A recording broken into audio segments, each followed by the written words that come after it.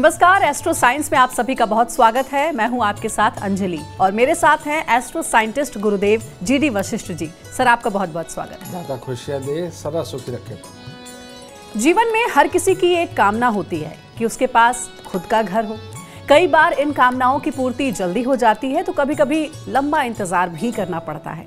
कुंडली के मुताबिक भी किसी के जीवन में इस सुख को देखा जा सकता है, लेकिन ऐसे क्या कारण होते हैं कि कुछ लोगों के मकान बहुत ही सरलता से बन जाते हैं, जबकि कुछ लोगों के मकान पूरे जीवन में भी नहीं बन पाते। कुछ लोगों के पास बहुत ही कम आय की नौकरी या व्यवसाय होने पर भी बड़े मकान होते हैं, वहीं कुछ लोगों के पास अच्छी नौकरी होने पर भी वो कभी मकान नहीं बनवा पाते हैं। ज्योतिष शास्त्र के अनुसार इन सबके पीछे हमारी कुंडली होती है। आइए जानने का प्रयास करते हैं कुंडली में स्वयं के मकान के योग के बारे में। गुरुदेव, अपने घर का सपना तो हर किसी का होता है, लेकिन खूब मेहनत करने के बाद भी कई ऐसे लोग हैं जिनके अपने घर नहीं बन पाते हैं। आखिर इसके लिए कौन सा ग्रह दोष जिम्मेवार है? इसके लिए वैसे तो बहुत सारे ग्रह दोष है, लेकिन आप सबको मैं बताऊं, जिनकी जन्म कुंडली के अंदर शनि बहुत खराब है, उसके सिम्टम्स क्या है। ऐसे लोग बहुत जल्दी चिढ़ते हैं, दूसरों के अंदर कमी निकालते हैं और लोगों के लिए उनको ये बातें करना अच्छा लगता है कि ये तो हमारे सामने ही पैदा हुआ था, ये रेडी लगाता था, इसके बाप वहाँ काम करता था और ये देखो हमारे सामने ये बन गया, और लेकिन हम नहीं झुकते इसके आगे।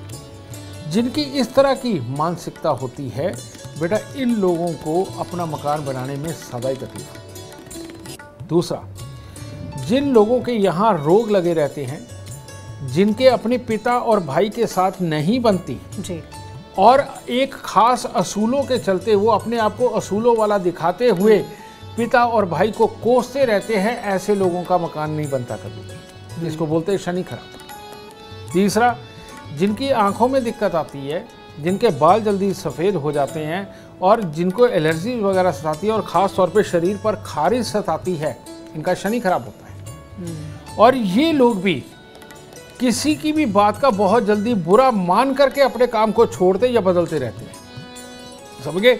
ये लोग भी अपना मकान बनाने में पूरी तरह सक्षम नहीं होते हैं। और तीसरा एक और योग, चौथा एक और योग है, और वो योग क्या है कि अगर कहीं शनि खराब ही हो जाए, बिल्कुल बेकार, ऐसे लोग डिप्लोमेटिक वे को जानते ही नहीं हैं, सीधा सीधा मजदूरों की तरह काम करना जानते हैं, और अगर काम के अंदर किसी ने टोक दिया जी, उसी वक्त काम छोड़ के भाग जाते हैं और नशा करते हैं। और ये नशा करने वाले लोग और टोकते ही भाग जाने वाले लोग ये जिंदगी में कभी मकान नहीं बना पाते। अगर ऐसा है गुरुदेव, जिन ग्रहों की आपने बात की कि ये ग्रह दोष होते हैं, तो इन ग्रहों को कैसे अपने अनुकूल बनाया जा सके जिससे कि अपना घर बनाने में कामयाबी मिल सके? बहुत आसान है। मैं यही तो कहता हूँ कि क्यों तकलीफें पाते हो, क्यों दर दर भटकते हो, जिंदगी के दिन साल महीने सब खराब कर लेते हो और सहूलतों के लिए तरसते रहते हो। उपाय करके इमीडिएटली ठीक हो जाएगा ना। और उपाय देखो कितना आसान है। हर रोज पानी ले, थोड़ा सा दूध डालें, 4 दाने चीनी के डालें, बरगद के पेड़ पे चढ़ा के गीली मिट्टी का तिलक लगाना शुरू करें। गले में पीले रंग का धागा धारण करें और 43 दिन लगातार तिल के तेल में उड़द के लड्डू, यानी कि उड़द की पीठी बनाकर उसके लड्डू बीच में नमक मिर्च मसाला डाल के उनको आप तिल के तेल में तल लें, उड़द की पीठी के लड्डुओं को, और ये कुत्ते और कौओं को या सारे पक्षियों को डाल दें। ये 43 दिन लगातार करें और उसके बाद हर शनिवार को 60 ग्राम सुरमा लेकर के घास वाली ज़मीन में दबाना शुरू करिए। देखिए थोड़े समय के अंदर क्या रिजल्ट मिलते हैं। बुद्धि, काम करने का तरीका, हालात सब बदलेंगे और मकान के सुख भी मिलेंगे जी।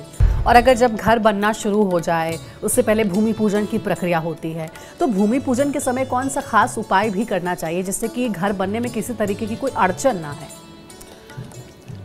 जब हम घर बनाने लगते हैं तो जो घर की नींव हम खोदते हैं वो राहु का स्थान है, उसे राहु बोला जाता है।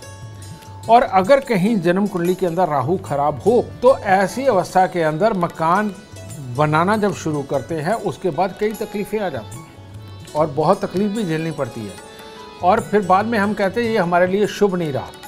इसीलिए इसका उपाय नींव के वक्त में ही किया जा सकता है, और अगर बन रहा है और तकलीफें आनी शुरू हुई हैं तो अभी नींव में कर दीजिए। और वो क्या, आप देखते हैं कि भूमि पूजन के अंदर चांदी के नाग नागिन लाए जाते हैं, है ना जी। तो वो ज़रूर डालिए, लेकिन वो एक उपाय है।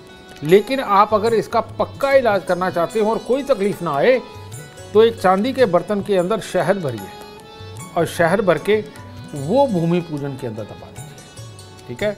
या एक लोहे का कटोरा लीजिए और लोहे के कटोरे के अंदर शहद भर के वो नींव के अंदर दबा दीजिए। इसको बोलते हैं मंगल की स्थापना नींव के अंदर। और मंगल के आगे राहु कुछ नहीं कर पाता, क्योंकि राहु हाथी है और मंगल महावत है जो हाथी को चला सकता है। तो शहद का नींव के अंदर होना राहु की शरारतों से दूर करके आपको हर तरह से सुकून पड़ता है। शायद ही आपको ये उपाय किसी ने अभी तक बताया हो जो गुरुदेव बता रहे हैं। गुरुदेव, अक्सर हम जब गृह प्रवेश करवाते हैं तो शुभ दिन तो ज़रूर ध्यान रखते हैं, लेकिन घर में एंट्री यानी कि प्रवेश किस शुभ समय पे किया जाए, क्या उसका भी कोई शुभ मुहूर्त होता है? ये जो बात है, इससे शायद हमारे जो बाकी ज्योतिषाचार्य भाई है वो मेरे से नाराज़ होंगे, लेकिन कोई बात नहीं, मेरे को दुनिया को देना है तो उनकी नाराज़गी मैं झेल लूँगा। और वो क्या है, ये पंचांग का मुहूर्त तो चलो मायने रखता है, जो सब निकालते हैं शुभ दिन जिसे कहते हैं, शुभ दिन, लेकिन रियलिटी में इसकी कुछ शुभ तारीखें होती हैं। और वो शुभ तारीखें आपको कहाँ मिलेगी, जो मैंने आपके लिए फ्री में दे रखा है। आप एस्ट्रो साइंस ऐप डाउनलोड करिए प्ले स्टोर से, उसके अंदर अपनी डेट ऑफ बर्थ टाइम या अपने बच्चों की डेट ऑफ बर्थ टाइम डाल के आप प्रेजेंट टाइम के ऊपर और थोड़ा सा फ्यूचर उसके अंदर देखिए कि कौन सी तारीख के बीच में घर जाना आपके लिए शुभ लिखा हुआ है। कई बार गृह प्रवेश हम पंचांग के हिसाब से कर लेते हैं, लेकिन आपकी किस्मत के हिसाब से वो शुभ होता है, ठीक है। होना ये उल्टा चाहिए कि अपनी जन्म कुंडली के हिसाब से हम गृह प्रवेश की तारीख तय करें और उसके अंदर शुभ मुहूर्त निकलवा करके जाएं। तो ये चीज़ आपको एस्ट्रो साइंस ऐप से निकाल के फिर गृह प्रवेश करना चाहिए, वरना तकलीफ वाकई में बड़ी हो सकती है। अब बारी आती है जब घर पे हम गृह प्रवेश करते हैं तो हमारे हाथों में कलश भी होता है, लेकिन कई बार इस पर ध्यान नहीं जाता है। कोई ये नहीं बता पाता है कि क्या कोई विशेष या खास वस्तु लेकर घर में एंट्री करनी चाहिए। तो ऐसा भी है गुरुदेव, कोई वस्तु लेकर घर में एंट्री होनी चाहिए गृह प्रवेश के समय? हमारे यहाँ जब भी कोई भी पूजा विधान हो उसमें एक चीज प्रयोग होती है, अक्षत जी। अक्षत का मतलब जो मिट नहीं सकता, जो अजर है अमर है।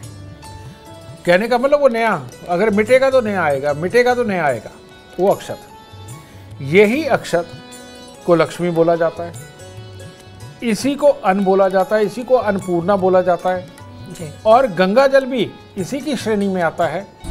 तो चांदी का कलश हो, बीच में गंगा जल भरा हो और कलश के ऊपर एक चांदी की कटोरी हो और उसके अंदर चावल हो और उसको अपने सर पे रख करके हम गृह प्रवेश करें और अंदर एक आसन बना करके पहले 1.25 महीने के लिए लाल रंग की या पीले रंग के आसन यानी कि कपड़े के ऊपर अगर उसको स्थापित कर दे और उसका गंगा जल अंदर से ना सूखने दे तो ये सबसे उत्तम है। और 1.25 महीने के बाद वो जो चावल कटोरी में रखे हुए थे बेटा, उसके बढ़िया से मीठे पुलाव जी, वो समझिए ना, ये बना करके जिसमें ड्राई फ्रूट वगैरह भी डालो और पूरे घर वाले इसको प्रसाद के रूप में सेवन करें। भाग्य दिन दूनी रात चौगनी तरक्की देगा, घर आपके लिए लकी साबित होगा और परमात्मा की कृपा, माँ लक्ष्मी की कृपा आप पे सदा बरसती रहेगी। ये शुभ कार्य जरूर करना चाहिए। गुरुदेव, अब घर भी बन गया, घर में प्रवेश भी हो गया, अब बारी आती है कि घर में पॉजिटिविटी कैसे बनी रहे। तो घर में पॉजिटिविटी बनी रहे इसके लिए क्या करना चाहिए कि कलह और परेशानियों से हमेशा हमारा घर दूर रहे, सुख शांति बनी रहे? इसके लिए बेटा वैसे तो मैं रोज ही ये टिप्स देता हूँ कि बंद घड़ियाँ, खोटे सिक्के, खराब इलेक्ट्रॉनिक सामान ना आए। पॉजिटिविटी अगर आप घर में बना करके रखना चाहते हैं तो जितना भी कबाड़ मकान बनाते वक्त में आपने इकट्ठा करके रखा है, एक घर से दूसरे घर में शिफ्ट होते हुए आपने बहुत सारा सामान एक डंप करके रख दिया कि ये भविष्य में काम आएगा, या ऐसे जूते चप्पल अच्छा रख देते हैं फिर कभी दान दे देंगे लेकिन आप भूल जाते हो। ये चीज़ें अगर घर में रखोगे तो घर में सुख शांति और समृद्धि और पॉजिटिविटी के लिए खराब होंगे। दूसरा मैंने कहा कि बिस्तर ऐसा होना चाहिए, आपका बेड ऐसा होना चाहिए कि जिसके नीचे आप झुक करके नीचे झाड़ू मार सकें। अगर बेड के नीचे बॉक्स बना हुआ है और आप नीचे उसके झाड़ू नहीं मार सकते, आपके बेड के नीचे जमा होने वाली गंदगी धूल या कॉकरोच या वहाँ पर जो कीटाणु इकट्ठे होते हैं वो आपको पॉजिटिव नहीं रहने देंगे। तो इसलिए बेड ऐसा होना चाहिए जिसके नीचे झाड़ू मारा जा सके। फिर मैं रेगुलर बताता हूँ कि नॉर्थ ईस्ट और नॉर्थ वेस्ट बहुत बेस्ट होना चाहिए। नॉर्थ वेस्ट के अंदर ना किचन हो, ना टॉयलेट हो, ना कबाड़ हो, इससे बचना चाहिए। यहाँ पर नॉर्थ ईस्ट के अंदर अगर आप किचन बनाना चाहते हो कोई प्रॉब्लम नहीं, टॉयलेट बाथरूम भी बनाना चाहते हो कोई प्रॉब्लम नहीं, लेकिन ये हमेशा सुगंधित रहना चाहिए, ये बढ़िया होना चाहिए। साउथ वेस्ट है, साउथ वेस्ट के अंदर अगर आप कमरा बनाते हो तो पीछे टॉयलेट नहीं होनी चाहिए, यानी कि जब आप सो रहे हैं, लेट रहे हैं तो पीछे वॉशरूम की तरफ में सर लगे, ये बिल्कुल नहीं होना चाहिए, ये कर्जा चढ़ा देगा, इससे बचना चाहिए। अगर ये चीज़ों का ख्याल रख करके आप चलते हैं तो घर की ऊर्जा सदा ही पॉजिटिव रहेगी। और एक बात और, पैसे की बात कैसे भूल जाए, बिल्कुल, ठीक है ना। तो अपनी अलमारियों की सेटिंग इस तरह से करें कि जब उसका ड्रॉ खुले तो वो खुलता हुआ उत्तर की तरफ आए, यानी कि दक्षिण की तरफ में पीठ हो और उत्तर की तरफ में खुलता है। अगर इस तरह से अलमारियाँ रखेंगे तो पैसा आने के बाद वहीं जमा होता रहेगा, बाहर नहीं जाएगा। और कहीं पैसा रखेंगे तो बेटा आएगा भी, साथ में चला भी जाएगा। तो ये सबसे बड़ी पॉजिटिविटी बनाता है। बहुत बढ़िया। तो देखिए, ये उपाय अगर आप करेंगे तो आपका घर भी बन जाएगा और घर में सुख शांति भी रहेगी। उम्मीद करते हैं कि आपको आज का विषय पसंद आया होगा। कल आपके सामने लेकर आएंगे एक और विषय जो आपकी कॉम्प्लिकेटेड लाइफ को बना देगा आसान और खुशियों से भी भर देगा। अगर आप गुरुदेव से कांटेक्ट करना चाहते हैं, पर्सनली अपॉइंटमेंट चाहते हैं, तो आप कॉल कर सकते हैं 9999990522 पर। फिलहाल समय हो गया है आपसे इजाजत लेने का। आप बने रहे हमारे साथ और हमारे एस्ट्रो साइंटिस्ट गुरुदेव GD वशिष्ठ जी के साथ देखना ना भूलें एस्ट्रो साइंस रोजाना सुबह 8 बजे। नमस्कार।